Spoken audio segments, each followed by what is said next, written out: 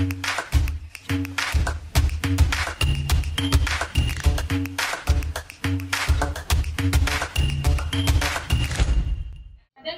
nggak Haifa terlintas di pikiran atau mau tahu pengalaman Ada sebelumnya? pengalaman pribadi. Mungkin karena ini kalau pengalaman pribadi, kan itu sebenarnya kesukaan yang tapi kalau ditanya pernah nggak sih ngerasain atau ngalamin itu tuh bisa dibilang pernah sih. Soalnya kayak cewek mana sih yang nggak pernah ngerasain mungkin suka sama seseorang dan mungkin merasa dia juga kayak ngasih tanda-tanda kalau dia juga suka gitu, tapi kok dia nggak ngungkapin ya gitu. Jadi itu lebih dari sisi wanitanya sih sebenarnya. Kalau ditanya pernah sih. Berarti pernah pakein jadi untuk kode ke dia nggak? Mungkin teman-teman di mau coba ya.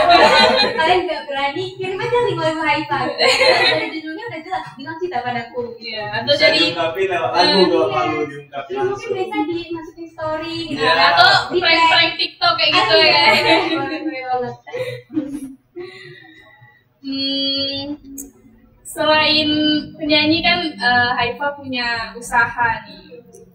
Sejak kapan nih Haifa suka berbisnis? Oke, kalau sejak kapan? Jadi dari SD, pasti kalian kaget gitu. SD Jadi lagi. Haifa tuh apa ya? Anak itu suka memang senang jualan. Jadi pas SD itu Haifa pernah ngejualin gelang manik-manik gitu yang Haifa buat sendiri gitu, kayak ngejualin ke teman-teman gitu. Karena nggak tahu ya kok bisa anak kecil kayak SD tuh mikir jualan gitu, tapi nggak ngerti juga. Tapi mungkin dari situ jiwa-jiwa dagang Haifa tuh udah melonjak gitu ya, kayak aku punya gelang dan teman-teman aku suka. Jadi dari situ sih, karena Haifa juga alhamdulillah itu punya privilege yang setiap Haifa pakai sesuatu, teman-teman Haifa tuh pengen punya juga gitu. Kayak mereka kayaknya gelangnya lucu ya, karena Haifa suka pakai aksesori, suka pokoknya lebih improve lah gitu dari teman-teman, kayak lebih, kalau misalnya bilang lebih centil lah gitu pas SD ya. Jadi kayak suka pakai gelang, suka pakai ini, aku kan juga jadi kayak pas teman-teman suka tuh kenapa nggak aku jualin aja gitu, karena jiwa dagang itu dari SD gitu. Tapi kalau yang benar-benar ngeluarin brand itu pas tahun 2016, nah itu produk fashion namanya Hirashi, itu pertama kali kalau yang benar-benar udah siap menjadi brand. Itu Hirashi itu dibangun sendiri oleh Haifa atau ada manajemennya? Kalau Hirashi ini kita berdua sama kakak Haifa, jadi kita memang sama-sama punya hobi bisnis gitu, jadi akhirnya kita kenapa nggak kita bikin aja nih. Nah itu juga awalnya gara-gara Haifa tuh sering banget kalau pakai jilbab, kalau pakai baju tuh teman-teman pada nanyain di mana kayak gitu kan.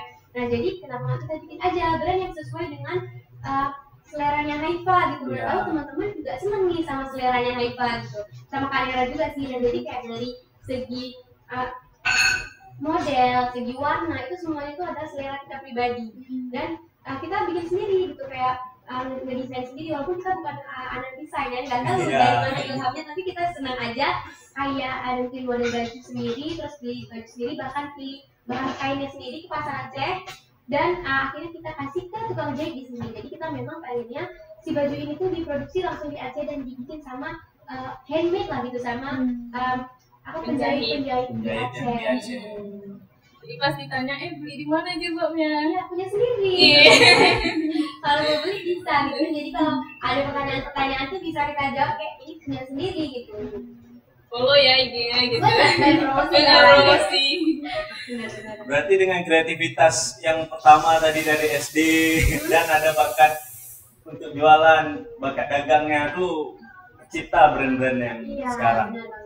Habis dari Hirashi ada anak-anaknya lagi nggak? Banyak sih, karena Haifa itu adalah orang yang senang coba-coba. Jadi kayak berkreasi. Iya, kita tuh berdua sama kakak, jadi kebetulan Haifa juga partnernya sama kakak kita selalu berdua mana-mana. Kayak Haifa tuh pokoknya kemana-mana tuh kalau nggak ada kamera tuh kayak ada yang kurang lah gitu. Bahkan pas dia sempat kuliah di Telkom juga, pas yang masih SMA tuh Haifa tuh malah kayak nggak bisa berkreativitas karena memang ide dan semuanya itu harus diobrolin berdua gitu. Karena kalau sendiri tuh merasa kayak nggak ada power. Emang powernya tuh berdua gitu.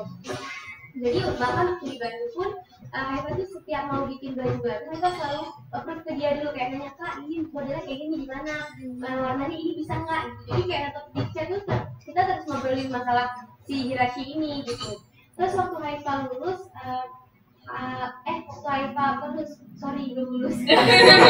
Waktu tahun lalu pas corona, lagi libur-liburnya. Jadi bingung nih mau ngapain. Nah itu banyak banget inspirasi ya. Karena Haifa kalau kalian mau tahu ini pernah jualan mie kocok. Oh, gimana? Jualan mie kocok di Instagram. Jadi kayak nyawa Haifa itu kakaknya mama itu bisa masak. Jadi Haifa kayak merasa kayak ini juga ada peluang. Jadi anak itu nggak bisa ngeliat peluang gitu kayak ini ada peluang deh. Soalnya masakannya enak gitu. Kayak mie kocoknya tuh disukain lah gitu, kayak kalau ada acara keluarga pasti selalu ada. Jadi kayak akhirnya itu aku jadiin peluang bisnis juga. Itu ada mie kocoknya, tapi sekarang udah nggak beroperasi lagi kita karena udah ada Karen Space. Pas awal Karen Space mie kocoknya juga kita jual di sini. Tapi sekarang dia lagi dikembangin lah gitu biar bisa lebih menunya tuh lebih proper lagi gitu. Kalau mungkin kemarin juga menunya masih menu rumahan gitu. Nah sekarang kita lagi berusaha mengembangkan dia biar jadi menu menarik gitu ya. Yang benar-benar dia proper gitu. Karena kan kemarin masih resep rumahan nih gitu. Jadi gimana caranya si mie ini juga bisa jadi ala restoran lah. Jadi sekarang kalau kalian cari mungkin belum ada. Tapi pas awal Karen dia masih ada gitu dengan resep sederhana gitu. Terus Haifa juga sempat ada Hazura Official, itu produk brand baju juga sama, tapi bedanya dia ini target pasarnya menengah ke atas. Kalau Hilash itu menengah ke bawah, kalau si Hazura ini menengah ke atas. Jadi dia dari segi bahan harga itu dia memang lebih tinggi karena kita targetinnya memang orang yang menengah ke atas gitu. Sedangkan kalau si Hilash ini siapa aja yang beli pasti bisa kok karena harganya tuh murah gitu. Masih masuk lah di kantong anak jadi masih masuk gitu. Setelah itu brandnya seperti yang kita lihat sekarang di Karen Space, mungkin teman-teman kalau mau main-main boleh banget di Blankoy. Jadi ini bisa dibilang kayak satu tempat yang dia one stop service karena dalamnya terdapat tiga space. Karen Space di dalamnya tuh ada coffee shop, ada galeri, dan di sebelah sana ada kantor Karen Design Studio. Gitu. Jadi dia satu tempat yang berusaha kayak orang tuh kalau sekali datang ke sini bisa dapat 3 manfaat. Mereka bisa minum, bisa belanja juga, dan kalau mereka mau diskusi soal desain, mereka juga bisa gitu. Kalau misalnya ada kayak desain, bisa minum di kopi kita juga. Jadi konsepnya memang memanfaatkan ruang gitu. Karena kan kasihan nih kalau satu ruang yang besar ini kita cuma jualan kopi aja gitu. Jadi kayak kita berusaha membawa konsep yang berbeda dari coffee shop yang lainnya. Mantap idenya ya. Iya, sangat brilian tuh untuk entrepreneur. Iya, benar banget, memanfaatkan ruang gitu. Iya. Mungkin bisa diminum kan? Ya, kita bisa mungkin kita minum dulu ya teman-teman ya. Hari ini kita minum dari Karen Space sendiri ya.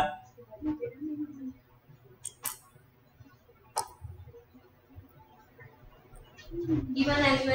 Emang. Tapi udah agak dingin ya, soalnya tadi kita pesannya yang panas. Kita udah keseruan ngobrol.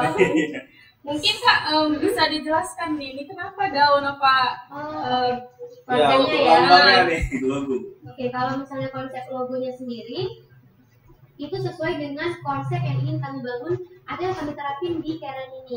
Jadi kita mengangkat isu lingkungan. Jadi kita tuh ada hashtag Karen Jaga Bumi. Jadi kita berusaha memaksimalkan barang-barang yang kita gunakan itu less plastik. Jadi dia bisa di-recycle gitu. Termasuk kayak cup yang kalian pegang ini tuh bisa terurai selama 2 tahun. Kalau misalnya plastik-plastik yang lain itu terurainya hampir kayak 40 tahunan. Tapi kalau yang kita minum ini dia bisa terurai 2 tahun. Jadi memakan waktu yang lebih sedikit gitu. Dan makanya akhirnya kita memutuskan untuk warnanya hijau seperti kita tahu itu adalah warna lingkungan yang memaknai tempat kesuburan, penghijauan gitu. Dan daun pasti kan adalah penangkap kan karena kita temanya lingkungan dia. Makanya kita pakai logonya itu adalah daun gitu. Jadi kayak gimana kita tuh bisa menciptakan bisnis yang juga dia green gitu, dia hijau gitu, dia juga less plastik, dia juga aman dan nyaman untuk bumi. Berarti Karen Space nih konsepnya banyak lah ya, selain memanfaatkan ruang dan juga ramah lingkungan. Mungkin kawan-kawan di rumah kapan-kapan bisa datang ya ke Karen Space nih. Di Jalan Sultan Iskandar Muda nomor 214. Langsung promosi. Kenapa nih Kak di depan Karen Space tuh nggak ada bacaan Karen Space? Ya, mungkin itu bisa. Iya. Oke, jadi awalnya kita tuh sebagai pembisnis kita tuh pasti ada Strategi. strategi atau keinginan kita sendiri nih. Karena kita nggak bisa samain. Pasti setiap pembisnis itu punya strateginya masing-masing kayak gitu. Termasuk kita juga nih berdua sama Kanera. Kita tuh sebenarnya awalnya itu konsepnya pengen Karen ini tuh diingat secara logo. Jadi kita nggak pengen jadi kayak orang lihat logo ini langsung oh itu Karen. Kayak kita udah mengingat si Starbucks, kita udah mengingat brand-brand yang luar yang di luar udah terkenal. Iya, jadi kayak udah Yang di dikenal. luar kepala kayak pas lihat oh ini Karen nih, nggak perlu pakai nama gitu. Nah jadi awalnya kita pengen dikenal secara brandingnya gitu sebagai Karen itu emang logo ini gitu. Jadi makanya kita cuma pakai di depan dan bahkan nggak ada namanya kayak gitu. Jadi kita kayaknya pas orang lihat si logo itu, orang langsung tahu mereka sedang di Karen. Tapi nih ya ini juga mungkin pembelajaran buat pembisnis lainnya. Mungkin kayak itu nggak sepenuhnya bisa bekerja dengan baik ya gitu karena kita harus melihat dulu nih habit kebiasaan orang-orang di Aceh itu seperti apa gitu. Apakah mereka adalah orang yang memang nggak suka membaca, misalnya kayak mereka senangnya dengan gambar ataupun mereka senangnya langsung dikasih tahu. Nah kalau di Aceh ini kalau kita lihat secara riset pasarnya selama ini mereka selalu nanyain gitu setiap kesini kayak aku nggak ada tulisannya sih, susah nih dicarinya gitu kan. Nah, jadi kalau mungkin di luar Aceh, di Bandung itu tuh udah banyak coffee shop yang mereka nggak pakai lagi namanya, jadi mereka cuma mengandalkan si logo ini aja kayak gitu. Jadi namanya yang memang ketika mereka melihat si logo ini, oh ini Karen kayak gitu. Sedangkan kalau di Aceh mungkin kita belum masuk gitu kalau dari sisi ininya. Nah, jadi kita berpikir kemungkinan kita ini masih bertahan nih berdua kan kayak coba kita tunggu sebentar mungkin lama-lamaan mereka jadi terbiasa dengan hal ini itu bisa menjadi branding yang baru juga kayak gitu. Tapi selama berjalan ini memang masih banyak banget pertanyaan yang kayak nggak ada gitu. Dan apalagi Gojek ya, Gojek disebut mereknya nggak apa ya, tapi kita nggak di endorse. Jadi kayak beberapa yang misalnya kayak driver gitu kayak suka nggak ada tulisannya nih gitu kan. Jadi kayak suka bingung ya kan? Jadi bingung kayak gitu. Artinya kita juga berpikiran kalau memang sampai beberapa bulan ini itu masih menjadi masalah, ya pasti kita harus cari solusinya. Jadi kita akan mungkin bulan depan atau 2 bulan lagi kita mungkin akan tahu juga itu namanya gitu. Akhirnya kita harus tidak terlalu egois gitu ya, kayak menurunkan keinginan kita demi kenyamanan pelanggan juga. Berarti yang paling penting tuh target dari konsumen ini yang dilihat. Pasarnya juga gitu. Tapi selagi berjalan kita kan akan ketemu terus nih pelanggan kita tuh senangnya kayak apa, pelanggan kita tuh maunya seperti apa. Karena kan target pasar itu penting banget untuk diketahui oleh bisnis.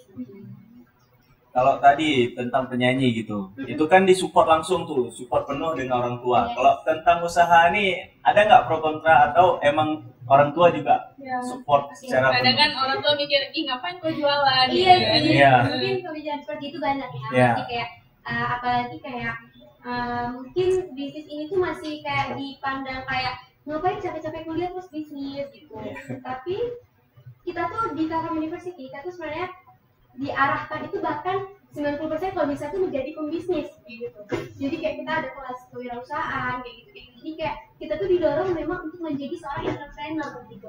Makanya kalau ditanyain orang tua pasti orang tua itu mendukung banget gitu. Karena dari dulu bahkan mama itu ikut juga kayak ikut ngantar mie kocok, ikut ngantarin ke penjahit itu tuh selalu ngikut dan selalu mensupport. Bahkan ketika bajunya ada yang nggak laku ataupun kayak itu pasti kan kita rasain kayak ada beberapa produk yang mungkin nggak semua orang suka kayak gitu. Nah tapi mama tuh selalu mensupport, ayah juga, dan itu selalu apapun yang kita lakuin pasti kita nanyain dulu nih kayak yang mana nih ya, yang mana nih mah bagus nggak, ataupun kayak kira-kira bisa nggak, dan kita tuh nggak pernah dibantah gitu. Jadi kayak apapun yang kita lakuin itu tuh semuanya memang kayaknya disupport sih gitu. Kayak bahkan dukungan terbesar number 1 itu adalah orang tua gitu. Saya bilang kayak mama saya itu selalu mensupport apapun yang anaknya buat selagi itu memang positif gitu, kayak itu masih ada nilai positifnya kalau itu doa orang tua ya. Karena kan sebagian orang tua takut juga kadang-kadang untuk memulai bisnis, apalagi itu resikonya besar, resikonya tinggi. Iya benar banget. Tapi alhamdulillahnya Haifa selalu didukung sih sama orang tua. Selalu didukung. Pernah nggak Haifa nggak didukung sama orang tua? Didukung tuh hampir kayaknya nggak pernah memang. Cuma selalu mungkin dihukum. lebih ke nasihat gitu kayak misalnya nih, Arahan, ya selalu apa yang diberikan. ya ayah tuh selalu nggak pernah nyuruh, ayah tuh nggak pernah membuat keputusan buat kita, jadi kita tuh selalu disuruh buat ngambil keputusan sendiri, tapi selalu diarahin kayak kakak adik kalau kayak kalian buat ini resikonya ini, kelebihannya ini, tapi kalau kalian ambil yang ini keuntungannya ini, tapi ada resiko yang lain juga. Jadi setelah kami dengar itu kayaknya sebenarnya kalian mau ambil mana, Oh, dikasih itu pandangan semua, aja lah ya. iya, jadi selalu gitu bahkan dalam memilih jurusan waktu kuliah, memilih apapun pekerjaan, semuanya ayah tuh selalu cuma ngebantu buat ngarahin aja, tapi keputusannya kita selalu ngambil sendiri. Makanya kita juga terbentuk jadinya jadi anak yang bisa mengambil keputusan, karena menjadi pebisnis kan kita harus memutuskan kan, kayak ketika di sini gitu kayak ada masalah-masalah internal atau eksternal, kita harus tahu apa nih, ya udah kita ambil ini aja, ambil itu aja, jadi harus tahu resiko. Nah mungkin dari bahkan kita tuh terbentuk seperti ini tuh karena orang tua yang selalu nyerahin ke kita buat milih mana yang menurut kalian lebih bagus Dan menyerahkan sebagai pertimbangan. pertimbangan Ya, ya, pertimbangan yang besar. iya benar banget.